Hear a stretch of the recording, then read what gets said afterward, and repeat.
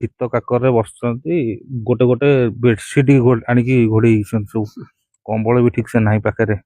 Jacket ଘୋଡେଇକି ଅଛନ୍ତି। 5 ଦିନ ହେଇଗଲା।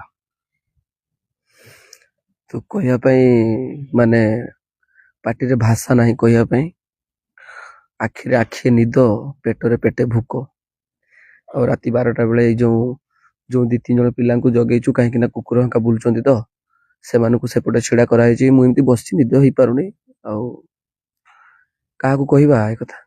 5 ଦିନ ହେଇଗଲାଣି, ଦେହ ବହୁତ ଖରାପ, କିନ୍ତୁ ଏବେ ବି ନିଦା ବିଷ୍ଣୁ ଭାବରେ ଓଏସଏସି ଶୋଇଛି।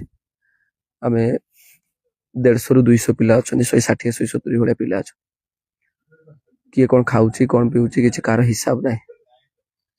କି ସମସ୍ତଙ୍କର ଗୋଟେ ଇଚ୍ଛା ଯେ କିଏ ନା କିଏ ଆମ କଥା ଶୁଣିବ ନିଶ୍ଚୟ।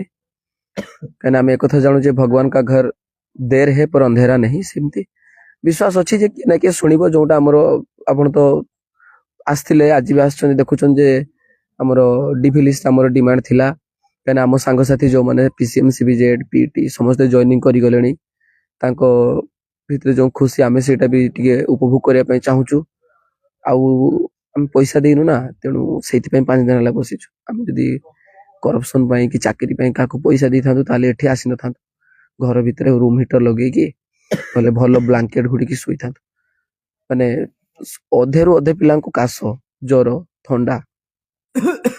ପାଗ ଯେମିତି ହେଇଛି ଆପଣ ଅନୁଭବ କରିପାରୁଥିବେ। ଆପଣ ତ ବୁଲୁଥିବେ, ମାନେ ନାଇଟରେ ବି ବହୁତ ସାରା କଭରେଜ ନିଅନ୍ତି। ମାନେ କେବେ ଭାବିନଥିଲୁ ନ୍ୟୁ ଇୟର ଗଲା, ଆମର କିଛି ହେପି ନାହିଁ କି ନ୍ୟୁ ଇୟର ନାହିଁ। କାଲି ବି ଏଇଠି ଥିଲେ, ଆଜି ବି ଏଇଠି ଅଛୁ, ଜାଣିନୁ କେତେ ଦିନ ପର୍ଯ୍ୟନ୍ତ ରହିବୁ। ଇଏ ହଉଛି ଅପ୍ରିୟ ସତ କଥା।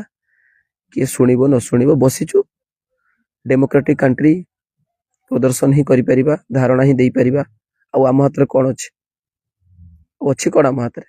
ବିକଳ୍ପ କିଛି ନାହିଁ ନା। ପାଠ ପଢିଛୁ, ଆମର ଅସ୍ତ୍ର ଶସ୍ତ୍ର ହେଲା ପାଠ। ବାରମ୍ବାର କହିଛୁ ସାର୍ ଡିଭି ଲିଷ୍ଟ ବାହାର କରନ୍ତୁ, ଆପଣମାନେ ଏତେ ବିଳମ୍ବ କରୁଛନ୍ତି, କରପସନ ହବାର ଚାନ୍ସେସ୍ ଅଛି, ନୂଆ କେସ୍ ପଡିବାର ଚାନ୍ସେସ୍ ଅଛି।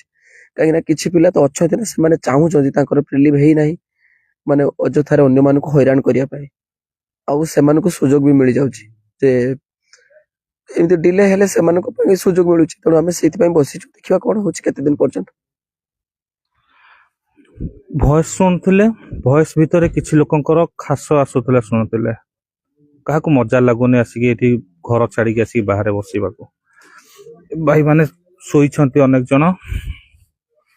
ଟିକେ ଝିଅ ଜଣେ ପିଲାମାନେ ବି ଅଛନ୍ତି ଆଜ୍ଞା, ଝିଅ ପିଲାମାନେ ବି ଅଛନ୍ତି ବହୁତ ଜଣ। ମାନେ କଣ କହିବେ ଦେଖନ୍ତୁ, ରାଜଧାନୀ ତ ଏଇଭଳିଆ ଜାଗାରେ 5 ଦିନ ହେଲା ଶୋଇଛନ୍ତି ସେମାନେ। ମାନେ ଜୀବନ ପ୍ରତି ବି ତାଙ୍କର ଆଉ ମୋହମାୟା ନାହିଁ। ଚାକିରିଟିଏ ନବୁ, ଭାବନ୍ତୁ 12ଟା ବେଳେ 5 ଦିନ ହେଲା ଝିଅ ପିଲାମାନେ ଶୋଇବାକୁ ନା, ଏଟା ଛୋଟିଆ କଥା ହେଇଛି ଆଜ୍ଞା। ଆପଣ ପ୍ରାକ୍ଟିକାଲି ଭାବନ୍ତୁ, ଯିଏ ବି ଯଦି ଦେଖୁଥିବେ, ମାନେ ଆପଣଙ୍କର ଯେତିକି ଦର୍ଶକ ଅଛନ୍ତି, କି ପ୍ଲିଜ ଫିଲ୍ ଦ ଏମର୍ଜେନ୍ସି। ଇଏ ଗୋଟେ ୱାନ୍ ଟାଇପ ଅଫ ଏମର୍ଜେନ୍ସି ହିଁ ଲାଗିଛି, ଫିଲ୍ ହଉଛି ଆମକୁ। ମାନେ ଏଇ ବେଡସିଟ ରେ, ଗୋଟେ ବେଡସିଟ, କେବଳ ବେଡସିଟ ରେ, ଆଉ ଜ୍ୟାକେଟ ଟୋପି ବାସ୍।